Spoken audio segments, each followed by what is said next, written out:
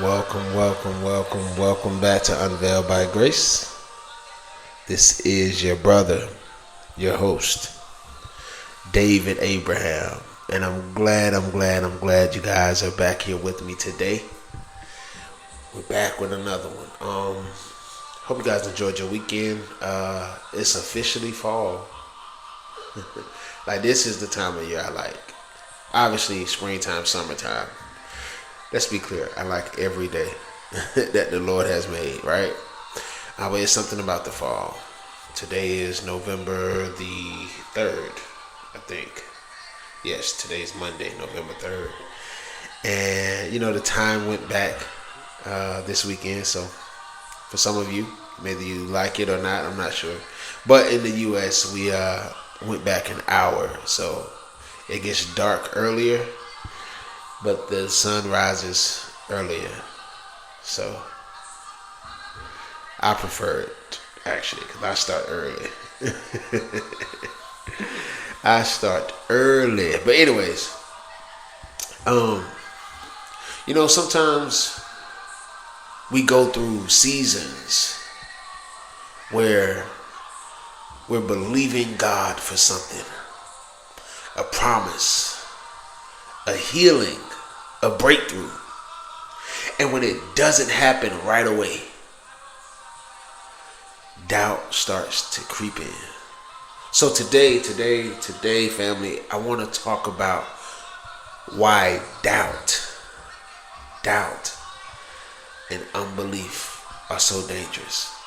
Not to shame us, but to help us recognize it early and overcome it with truth. See, because God doesn't want us living in fear or confusion. He wants us walking in confidence and peace, trusting Him no matter what things look like. So what is unbelief really? Right? Unbelief is it's not just about saying, I don't believe in God. No. It's more subtle than that.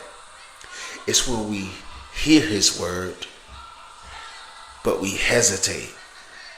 We question if He'll really do it for us. It's not questioning if we hear Him or not. It's not questioning, is this His word, His truth? It's, you know who He is. You know what He said. But we question if He'll really do it for us. Hebrews 3:12 calls it an evil heart of unbelief.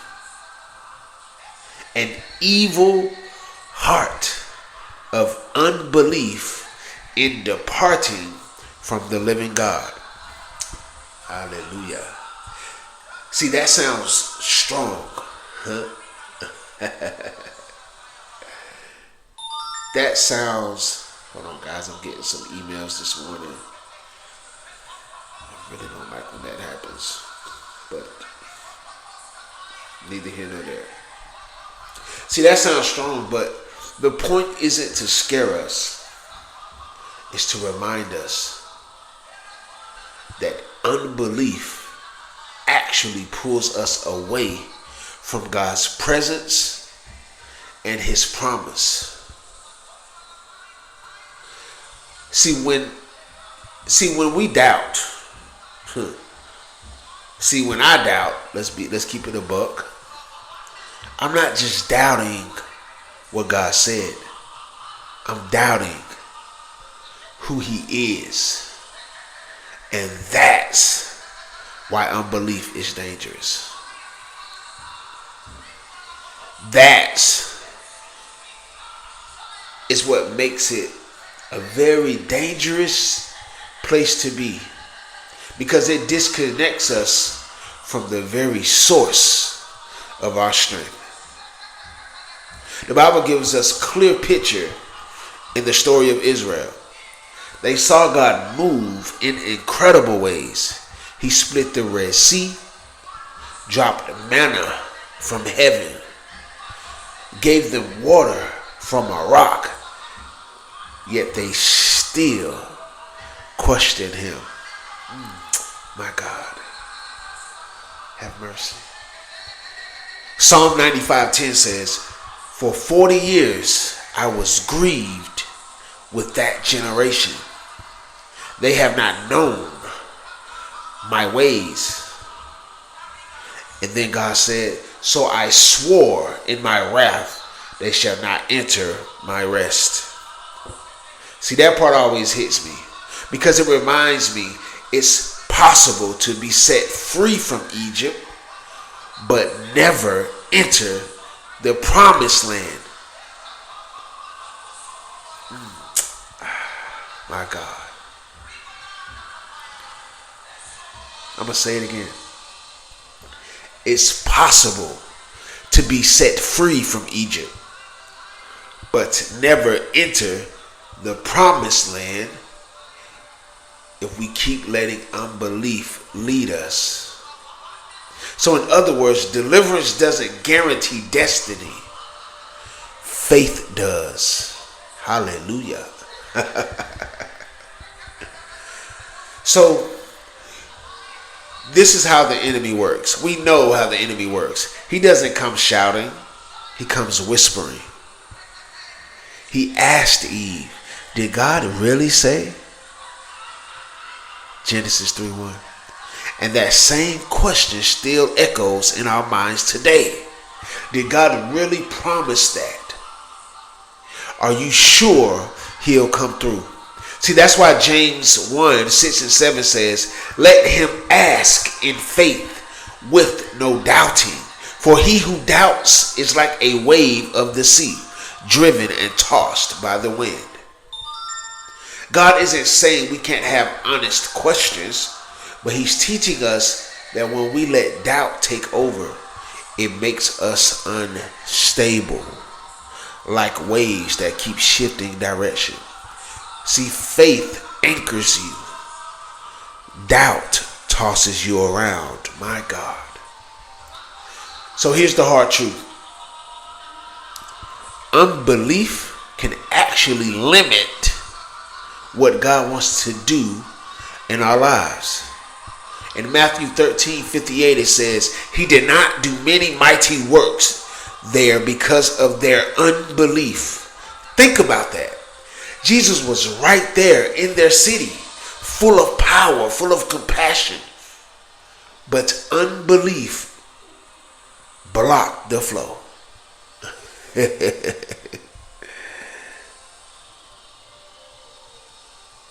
You're healed because of your belief, because of your faith.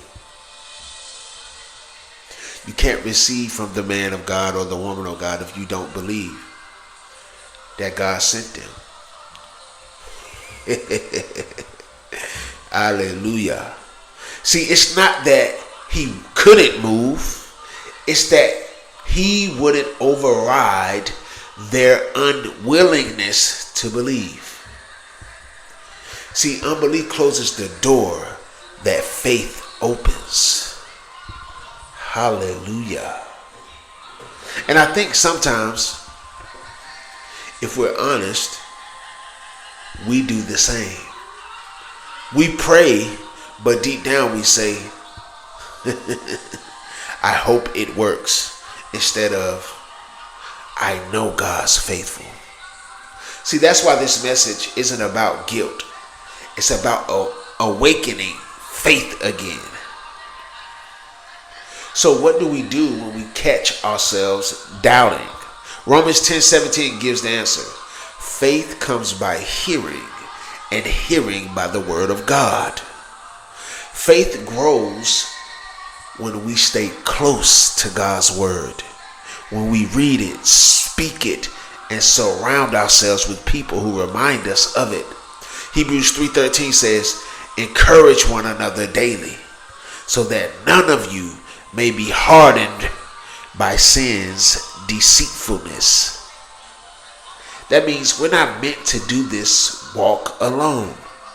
When I start slipping into doubt, I need my brothers and sisters who will say, hey, Remember what God said. Don't give up. He's still faithful. And I have that. I have that. I have so many men and women of God, brothers and sisters in the body of Christ that always, because we all get there. That encouragement.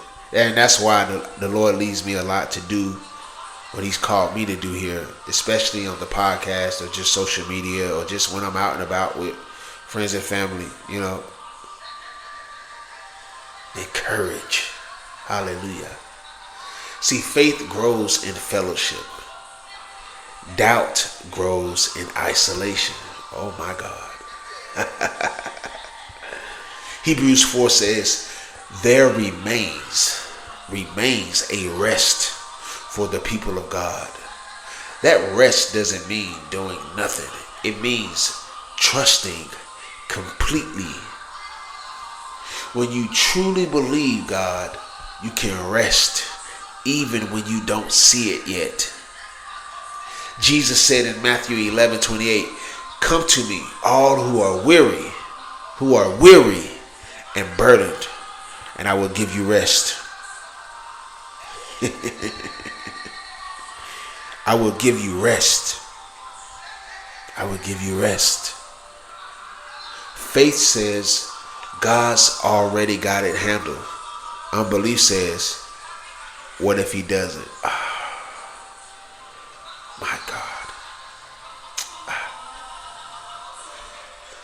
But see, there's something I've learned. The more I know his heart, the easier it is to trust his hand. Oh my God, I'm going to say it again. The more I know his heart, the easier it is to trust his hand. My God. Oh Lord. So let's just be real for a moment. Have you been struggling to believe lately? Like maybe things haven't worked out the way you expected. Maybe you've prayed and waited and it feels like heaven's quiet. Can I encourage you today? See, God hasn't changed his mind about you. His promise is still alive.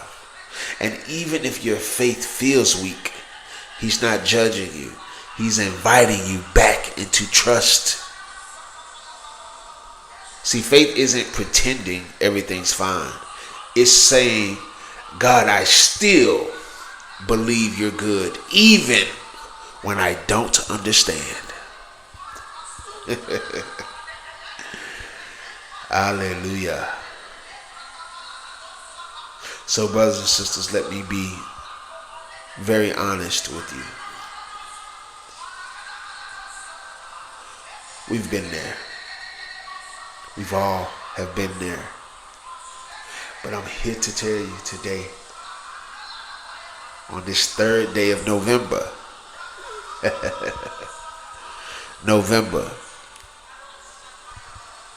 God has not changed his mind about you. He's inviting you to trust him. Trust him completely. And don't get me wrong, I understand the waiting, the things that haven't gone quite expected. But I tell you something. I know my God. Don't be, oh Israel, don't see what he's already done and then question who he is. Because we all have had experiences where he's parted the Red Sea.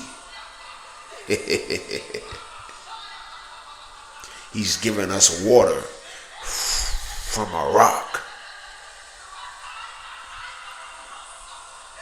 He's used 5 loaves of bread to feed your family for the year.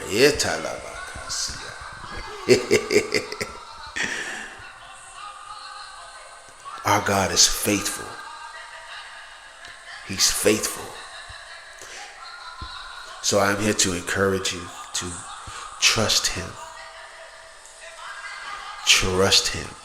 Because he can do what takes a year in a day. In a day. In a day.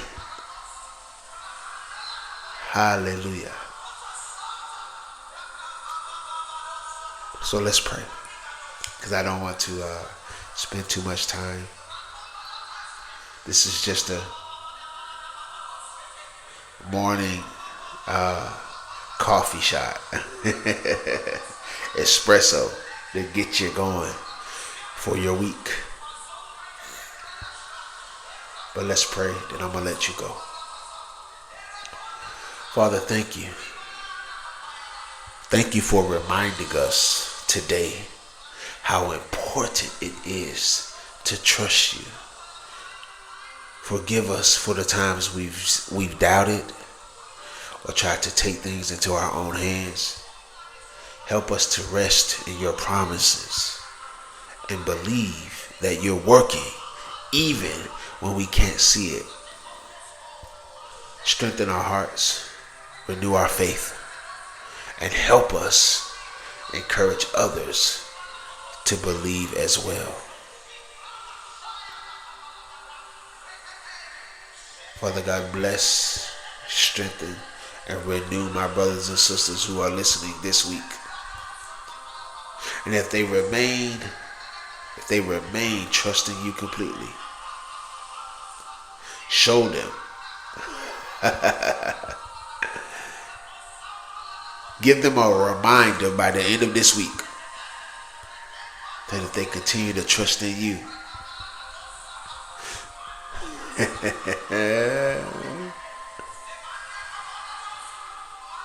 you will do exactly what you said you would.